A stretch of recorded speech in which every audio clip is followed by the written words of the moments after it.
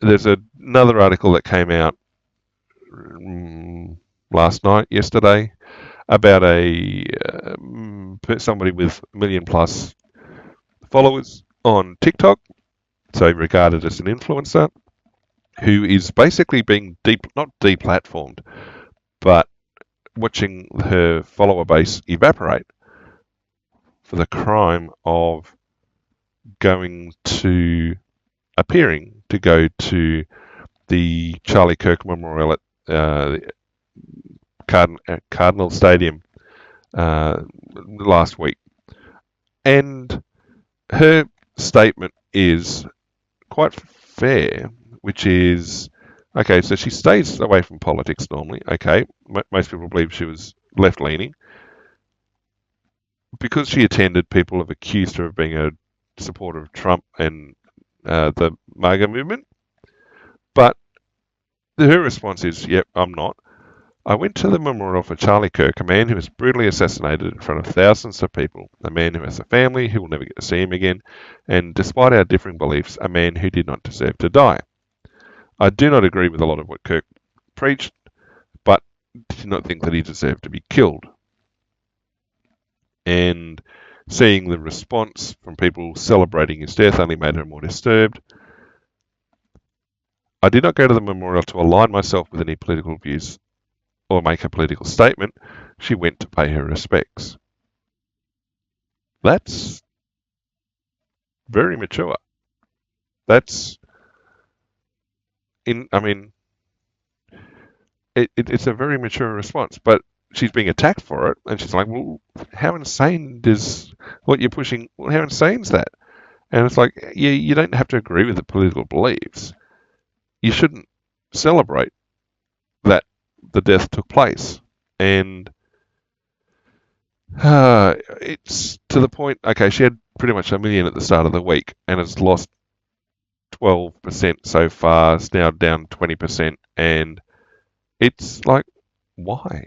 I mean, it'll be funny, not funny. I mean, it's disappointing for her, but it'll be interesting to see what the long-term thing is for her as to whether she stays with her existing beliefs or ends up probably leaning more conservative due to this impact. And the thing that has pushed a bunch of formerly liberalised commentators and social media presence conservative has been how they've been attacked for the viewpoints they hold or having said or done something. Like Tim Pool, for example, what drove him more centrist and then more conservative was in a big part the attacks against him along the way for not being pure enough in terms of his initial position or being a bit of a fence sitter on some topics. And all that did was force him more conservative over time. We then have an opinion article here about censorship and free speech again. And they're whining about the suspension and reinstatement of Jimmy Kimmel's talk show from the American ABC, not the Australian one. And it's now like, oh no, we're defending free speech. Well, you spent years suppressing it.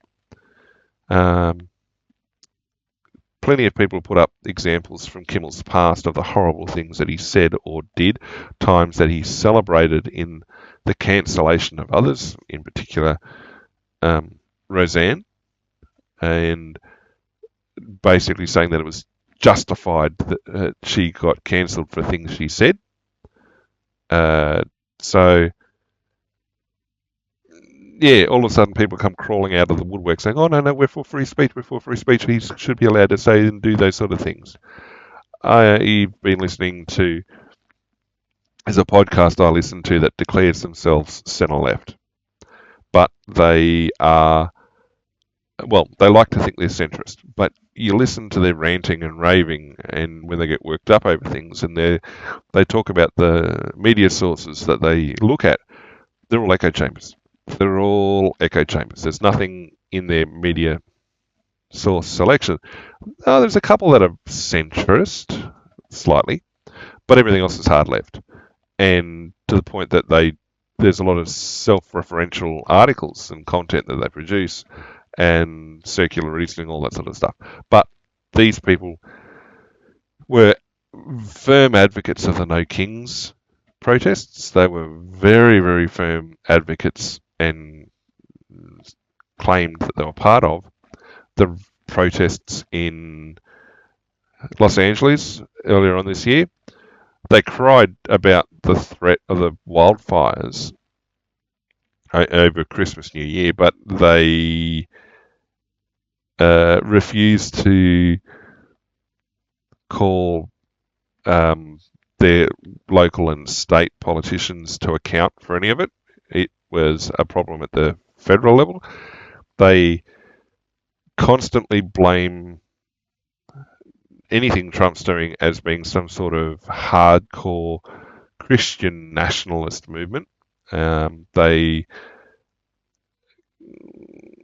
put up Kamala Harris in particular. No, they haven't said so much about Gavin Newsom, but as some sort of, they put up Kamala Harris as some sort of inviolate, purist wonder of politics and completely ignore what she did as both a legislator and a acting lawyer over the years, particularly as these are people who are very much against, well, they are very much pro-drug, but don't make the connection with a lot of the drug-based incarcerations that Kamala Harris led for, or advocated for when she was acting in various roles in California.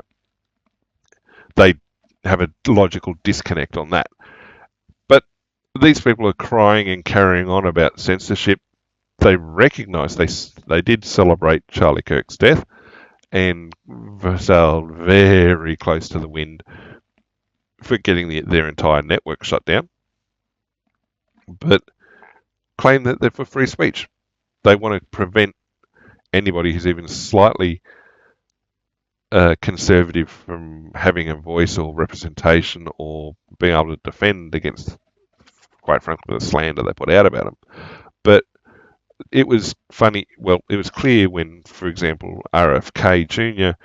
was brought on over to the Trump team that it was overnight in terms of how these other people approached him and considered him, and he then became a target for ridicule, as so to speak. So, yeah,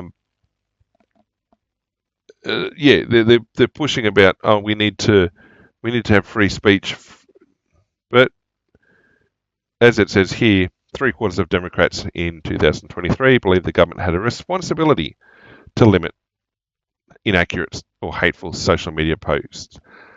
Well, we just had that article from the Post Millennial citing Rep. Jim Jordan, who was citing the Google response to the Judiciary Committee about the suppression of speech that they carried out. Well, quite clearly there was a group of people out there that supported this, and it came down to ideological lines. So, yeah,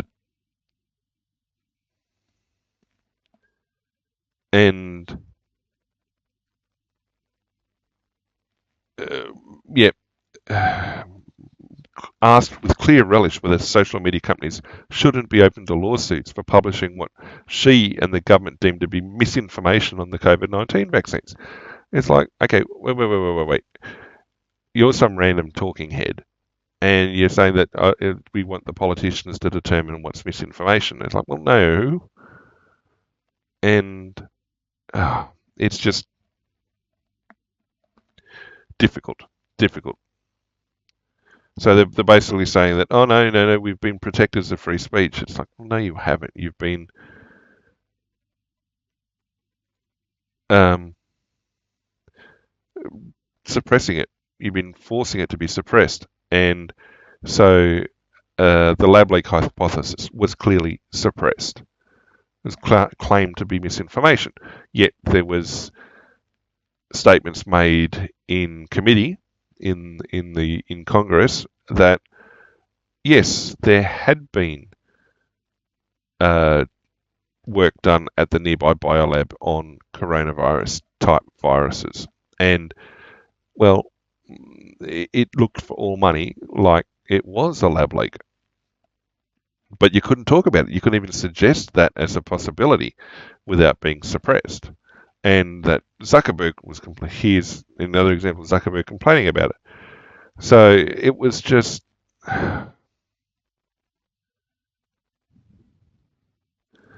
and when I had that Je suis Charlie picture up when talking about Charlie Kirk's assassination, about how somebody putting that picture up online attracted so much criticism and hate. Well, even back when it was created in the first place for the Charlie Hebdo incident, they were criticised for being awarded, well, given an award. And it's like, uh, clearly the idea that the left is some sort of proponent of free speech. Well, this article's clearly burning through that in a way. That New York Times. You see, I don't understand. It wouldn't be the New York Times is not a right-leaning thing, and it certainly seemed like they were pushing leftwise to begin with, saying that no, we're good.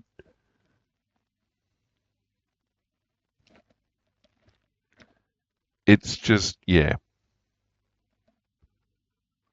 There's plenty of examples here of cancellation.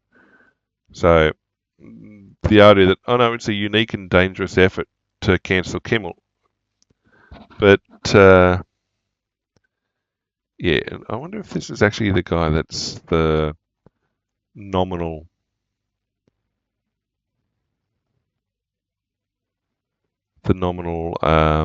right wing voice that they carry. But yeah, it's a decent set of examples.